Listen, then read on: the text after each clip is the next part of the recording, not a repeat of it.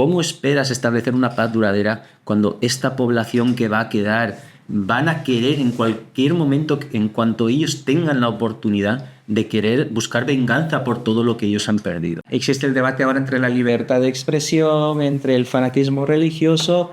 Al final, como musulmanes, lo que nos corresponde es ver qué dice el Sagrado Corán al respecto. Salieron este grupo de personas a las calles para limpiar de toda, digamos, lo que había quedado de la celebración que la gente había hecho, ¿no? del Año Nuevo. Cuéntanos un poco qué es lo que ha acontecido en estas últimas semanas. Bueno, ¿con qué empezamos? Tenemos la novedad del tema de Trump, en las situaciones que se están empezando a dar, el tema de la migración, aranceles y todo esto que va compulsionando el mundo. Hoy en la mañana me estaba enterando también del tema que pone en jaque la Unión Europea. Entonces, al final hay que ver cómo se va a ir desarrollando todo esto y si esto no puede provocar más adelante, a corto plazo, guerras injustificadas y que al final esto se vaya saliendo de control. Llegando. Sí, no, la verdad es que el tema de Trump creo que tiene en vilo a todo el mundo, ¿no? Por cómo es, sobre todo, y lo que puede hacer. Pero yo creo que, bueno, también es verdad que él se ha propuesto, por lo menos eso ha dicho, ¿no? A acabar con las guerras y a buscar también soluciones que, en teoría, puedan ayudar a la estabilidad del mundo, ¿no? Entonces, si eso es verdad, yo creo que ahí lo que podemos decir es que para poder lograr eso va a tener que demostrar digamos, un cometido a la justicia, sobre todo al trato igualitario con otras naciones. Lo que no puede pretender a lo mejor es, digamos, dar prioridad a los intereses de su propia nación y en base a eso, pues digamos, ser injusto con otras naciones, ¿no? Claro, hay que preguntarse si al final la intención es acabar con las guerras o acabar con guerras viejas y empezar nuevas guerras. Efectivamente. Y bueno, en ese sentido, pues el Islam y el Corán en concreto, ¿no? ¿Qué dice en relación al liderazgo, a cómo debes liderar, en este caso, un país, una nación? Y el Corán es muy claro porque enfatiza en todo momento que debe ser justo, debe ser compasivo y debe ser honesto si pretendes ser un buen líder, ¿no? Estos son los pilares fundamentales en los cuales se basa el liderazgo en el Islam. Y sobre todo, lo que he comentado antes, no debes ser, digamos, injusto o egoísta pensando en que tu nación o tu país vas a hacer todo para mejorar a tu propia nación a costa de perjudicar a los demás. Eso claro. Es lo más importante.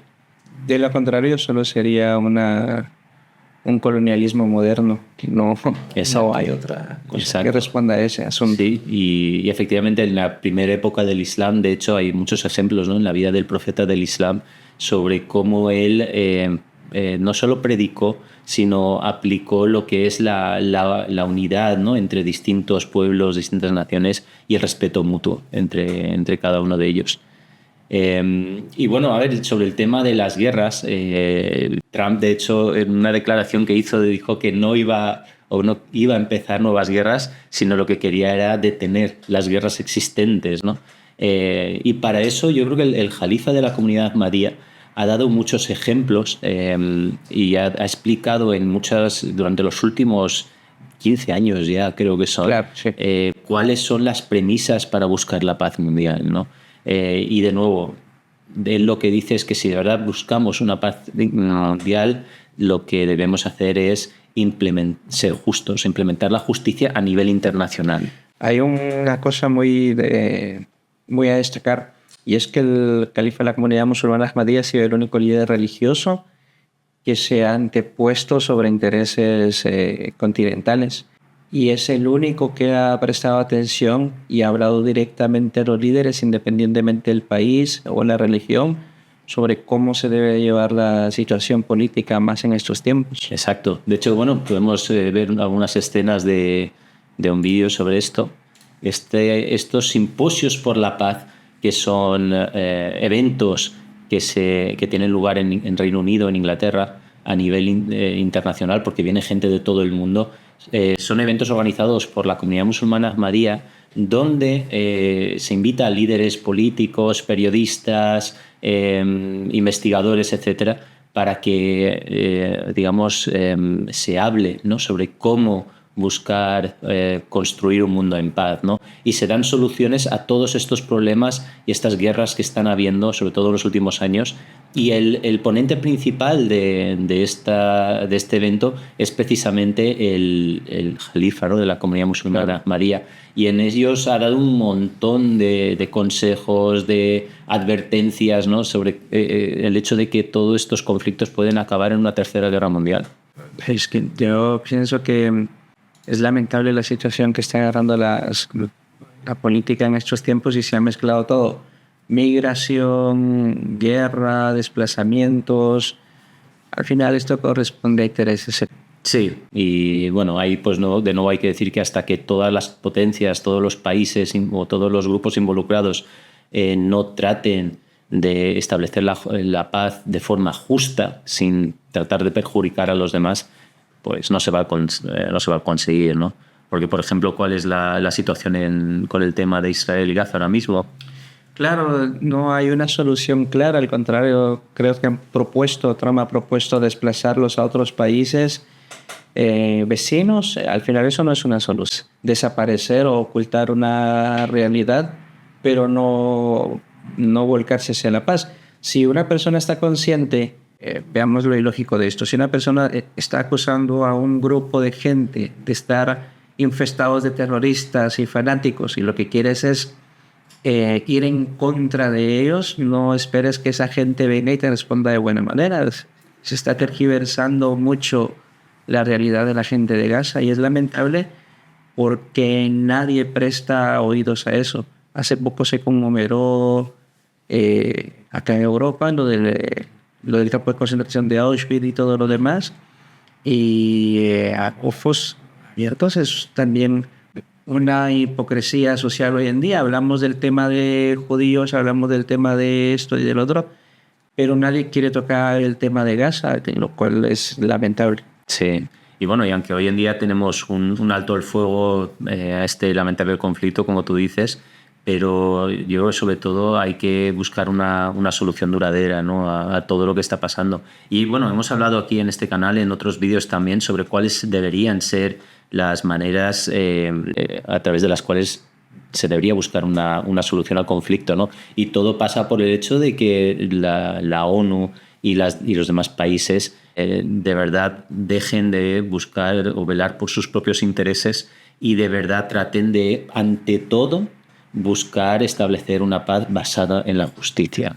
Y de hecho es curioso porque el jalifa de la comunidad musulmana Ahmadía, en uno de estos simposios por la paz hace ya 15 años, en 2010, cuando también hubo otro conflicto y empezaron a haber los combates entre Palestina e Israel, habló precisamente del peligro que conlleva todo lo que está pasando y dijo concretamente que uno de los problemas derivados de todo esto es que en Palestina está muriendo la gente por miles y decenas de miles, ¿no? Estamos hablando de padres, de madres, de hermanos, de hermanas, de hijos, de hijas.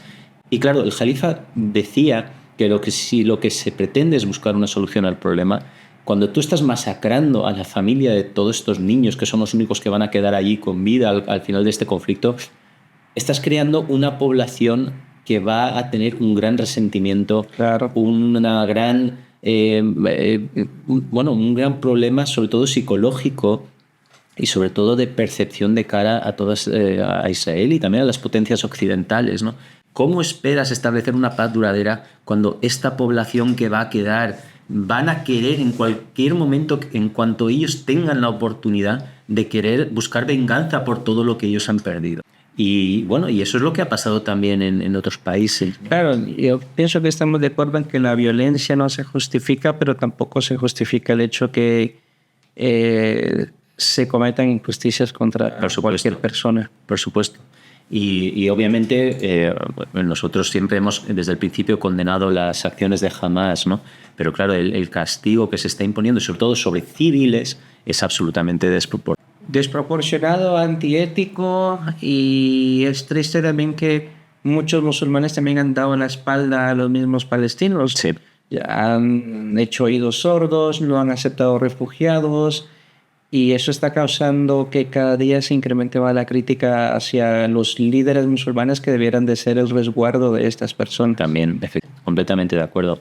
Y bueno, simplemente también en relación a esto, hemos hablado antes del Jalifa y del Simposio por la Paz, pero con comunidad Ahmadía intentamos en distintas partes del mundo, allá donde estamos, promover precisamente esto que estamos diciendo, ¿no? Porque luego la gente dice que, bueno, ¿y por qué los musulmanes no hacen algo en relación a esto? Tú también has dicho eso.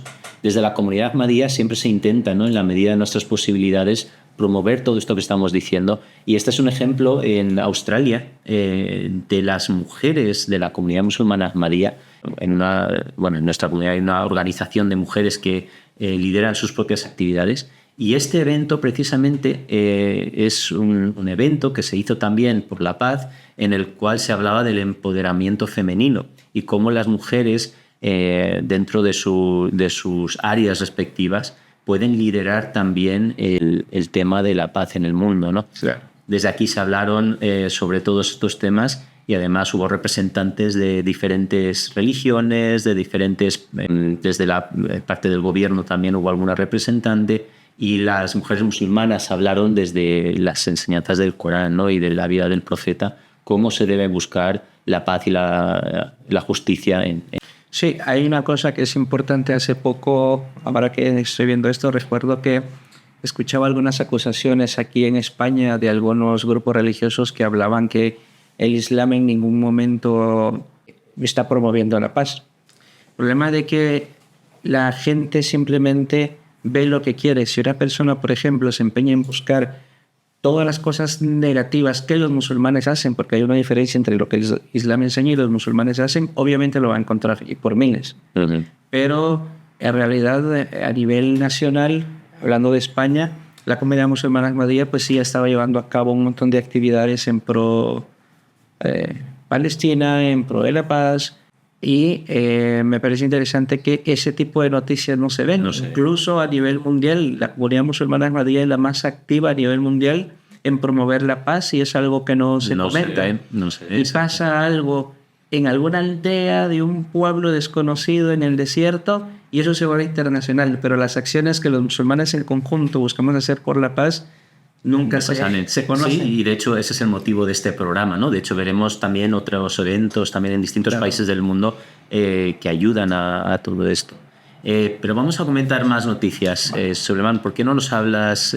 Bueno, tenemos el tema de la pena de muerte de este rapero en Irán acusado de blasfemia, lo cual también ha puesto en el ojo la opinión y la crítica occidental, porque existe el debate ahora entre la libertad de expresión, entre el fanatismo religioso.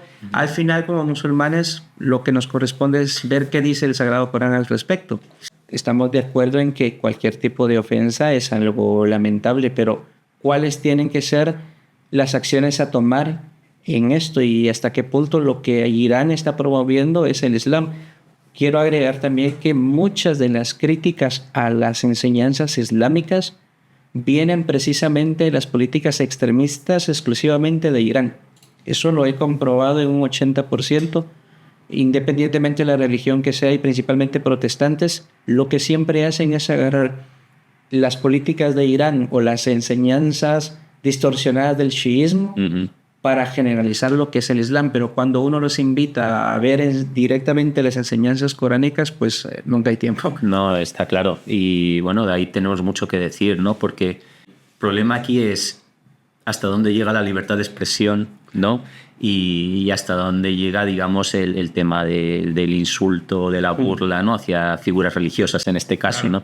Y el Corán en realidad es muy claro sobre esto, ¿no?, que es lo más curioso de todo. Claro. Es decir, el Islam y el Corán en concreto, desde el siglo VII, abogan por la libertad de expresión. Claro. Y es muy claro en decir que no puede haber una coacción o una imposición de ciertas ideas del Islam en concreto y de otros temas, ¿no? Y sí que permite que la gente dialogue, converse, porque la libertad de expresión, el propósito, no nos olvidemos, es ayudar al desarrollo y sobre todo evitar caer en imposiciones, en coacciones, ¿no? En no poder abrir la boca para expresar ciertas críticas.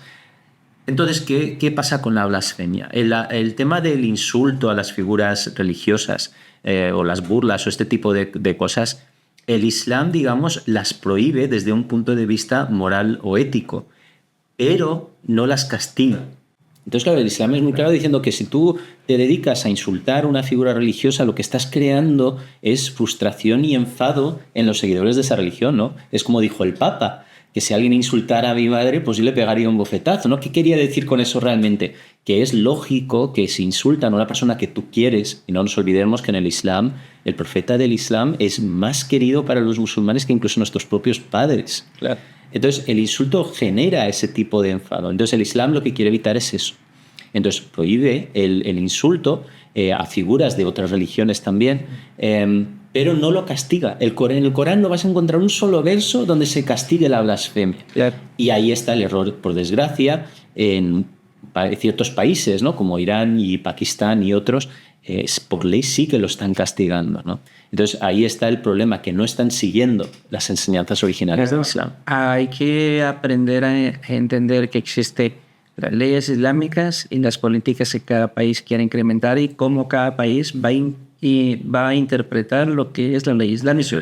Pero en el tema de la opinión y la libertad de expresión no hay mayor cosa que interpretar. Simplemente el Corán no justifica ni obliga a matar a aquel que difama. O sea, no, y además, como a nivel de interpretación, yo creo lo más lógico, y de hecho, digamos, la ley islámica como tal, la Sharia está basado en ello, es el ejemplo del propio profeta del Islam.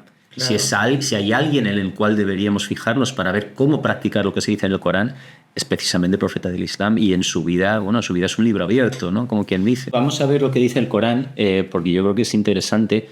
Aquí hay 2 versos que he escogido, de hecho, que hablan de este tema, y el primero dice que, dirigiéndose a los musulmanes, ¿no? O en este caso a los creyentes. Los creyentes son aquellas personas que cuando se encuentran con otro grupo de gente que se burlan de ellos o que, digamos, están insultándoles o tratándoles de forma injusta verbalmente, simplemente dicen paz y se van a otro sitio. Es decir, no entran en ese conflicto, ¿no? De querer empezar peleas o discusiones, claro, o querer manifestarse o en este caso pues incluso matar a alguien. Sí, eso. Exacto, eso es todo. En el Islam está prohibido. Y de hecho el segundo versículo también lo dice más claro. Lo dice cuando veas que juegan con nuestros signos, ¿no? En el sentido de querer burlarse y demás, apártate de ellos hasta que no empiezan a tratar otro tema. Entonces, eso es lo que dice el Corán. Esas son las enseñanzas. Eso es lo que dice el Corán y me parece muy acertado. Bueno, pues cambiando de tema, Suleiman, sí. En el programa pasado estuvimos hablando sobre cómo los musulmanes deberían celebrar el Año Nuevo, ¿no? Hablamos de que para nosotros el Año Nuevo supone que debemos reflexionar sobre lo que hemos hecho el año anterior y ver cómo podemos mejorar el año venidero, ¿no? Claro. Entonces, me gustaría mostrar algunas escenas de cómo los musulmanes han comenzado el Año Nuevo. Los musulmanes ahmadís han comenzado el Año Nuevo en distintas partes del mundo, ¿no? Porque me parece muy interesante y que muy poca gente conoce este dato. Esto es, por ejemplo, en Austria, donde un grupo de musulmanes salió, es tradición en la comunidad ahmadía de que la gente vaya a las mezquitas de madrugada para hacer oraciones porque tengamos un buen año y podamos actuar de la mejor manera posible. Pero lo interesante es que después de las oraciones de madrugada salieron este grupo de personas a las calles para limpiar de toda, digamos, lo que había quedado de la celebración que la gente había hecho, ¿no? del Año Nuevo. Entonces, pues como vemos aquí, estaba incluso nevando, pero salieron a limpiar de botellas, de suciedad, de todo lo que la gente había ido tirando, ¿no? Y esto no solo ha pasado en este país, sino que además de Austria, tenemos el ejemplo, por ejemplo, en Australia, donde durante las Navidades un grupo de musulmanes ahmadís fueron a distintos centros pues de acogida o de ancianos, o donde se suelen donar alimentos, para hacer una donación ellos mismos de alimentos a la gente más necesitada, ¿no? Y esto es a pesar del hecho de que los musulmanes no celebramos ni la Navidad ni el Año Nuevo, pero sí que es parte de nuestra fe el mostrar compasión con la humanidad, ¿no? Y con ese motivo pues fueron a entregar estos alimentos. Hay más, esto es en Indonesia, donde un grupo de jóvenes también fue a limpiar las calles, y aquí podemos ver que la gente todavía estaba celebrando el Año Nuevo, o estaban de resaca quizás, pero ya los jóvenes musulmanes salieron con la intención esta de limpiar las calles, ¿no? Y también lo podemos ver en Suecia, donde también salieron jóvenes, salieron gente más mayor con la misma intención, ¿no? Es algo, digamos, que se ha convertido en una especie de tradición en la comunidad Ahmadía, de que salgan en distintos países para hacer este tipo de actividades. Claro, en Latinoamérica también ha pasado. En Guatemala recuerdo que en algunos años lo hacíamos. Bueno, se hace muy continuamente, no solo pasa en Europa o en otros, en América también suele pasar. Solemos hacerlo. Sí. Y bueno, ya para acabar, ¿por qué no hablamos de un evento que ha tenido lugar este fin de semana pasado? Claro, la Cumbre de Dios, ¿cómo se dice en inglés? God Summit. Suena bonito. La Cumbre de Dios, pues me parece un programa interesante porque es un programa que promueve la comunidad musulmana Ahmadía, donde la gente cuenta sus experiencias respecto a cómo ha visto el obrar de Dios en sus vidas, cómo ha visto las respuestas de Dios a sus plegarias.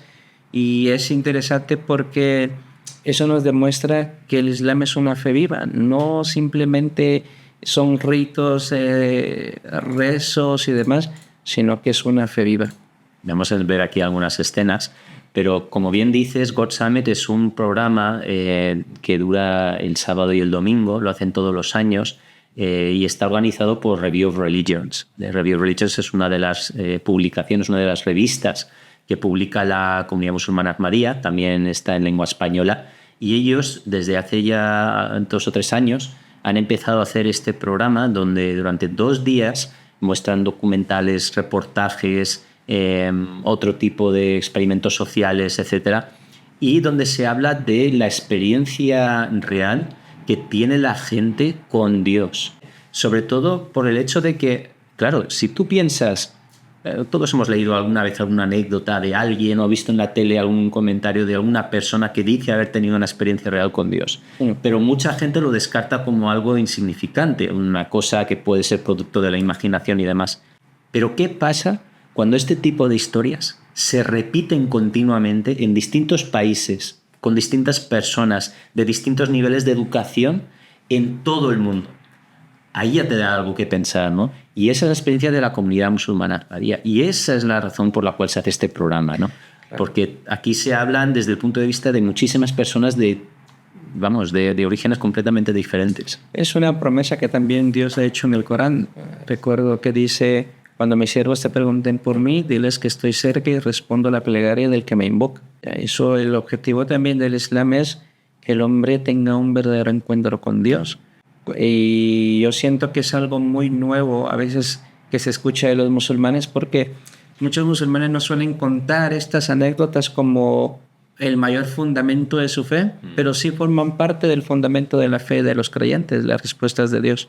Sí, de hecho, bueno, voy a contar anecdóticamente algunas de los programas que se mostraron aquí, ¿no? Por ejemplo, a ver si lo encuentro.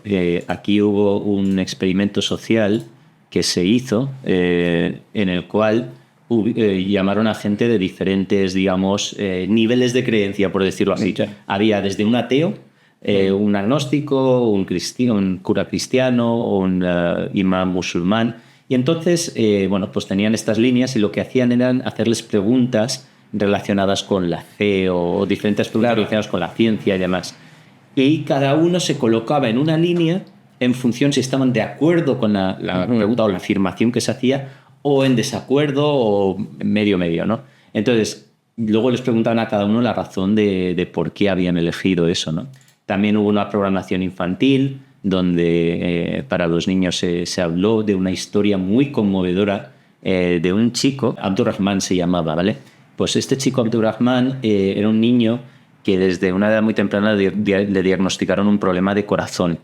Y entonces cuentan la historia de cómo su familia y demás pidieron al jalifa, ¿no?, que orara por ellos. Ellos también hicieron bastante oración porque, claro, encontrar un corazón para un niño de esa edad no es algo fácil. Y a pesar de las dificultades que hubieron, sobre todo al comienzo y demás, gracias a las oraciones del jalifa del Islam y a las oraciones de la propia familia, finalmente encontraron un corazón para Abdurrahman, ¿no? Y aquí podemos ver, si encuentro la escena, una escena donde sale el pequeño niño que apenas unos días después de la operación tuvo la oportunidad de ver en persona al jalifa, ¿no?, cuando en uno de sus viajes en Alemania era, ¿vale? Y aquí podemos ver también cómo se acabó recuperando. Entonces aquí podemos ver cómo al final se tiene la oportunidad de saludar al jalifa durante su visita a Alemania. También hubo una historia muy bonita de esta mujer musulmana que perdió a su niño pequeño en un accidente de coche. Y la historia de ella es una historia de perseverancia, de paciencia, de cómo, claro, o sea, perder un hijo así tan de repente, sobre todo porque la muerte fue una muerte instantánea, ¿no?, en ese accidente, a cualquier persona se viene abajo, y más una madre. Claro. Sin embargo, nos cuenta cómo a través de su fe, digamos, de su conexión con Dios, a lo largo de los primeros meses o incluso primeros años, ese vacío que sentía por dentro fue capaz de ir llenándolo y fue capaz de sobrellevar esa pérdida, ¿no?, que es algo muy importante. Y habla sobre todo de cómo ese confort en su creencia en Dios, la ayuda del jalifa, de la comunidad y demás, fue vital. Pero bueno, luego hay historias muy interesantes, como por ejemplo, hubo una conversación que se hizo con un dispositivo de inteligencia artificial, ¿vale? O sea, la idea era que esta persona, este joven imam, está teniendo una conversación en tiempo real con un programa de inteligencia artificial. Creo que usó el Gemini, que es el de Google, ¿no? Y entonces se propuso decirle al dispositivo de inteligencia artificial que le retara a través de preguntas con argumentos sobre la no existencia de Dios. Entonces, el móvil era ateo, digamos, y él era el creyente, ¿no? Y a través de sus respuestas luego le decía que dijera cómo había subido o bajado su nivel de ateísmo. Y consiguió llevarlo desde el 10, o sea, el máximo ateísmo, hasta el 1. Digamos. Claro, hay un dicho del fundador de la comunidad. El Mesías prometido dice que Dios es para cada persona lo que la persona le permite ser. Entonces, esa frase, desde la primera vez que la escuché hace muchos años, siempre me ha parecido interesante porque te da una perspectiva de qué es al final lo que la gente puede llegar a creer de Dios. Para algunos puede ser el que no existe, y al final te das cuenta que no existe verdaderamente esa concepción para él.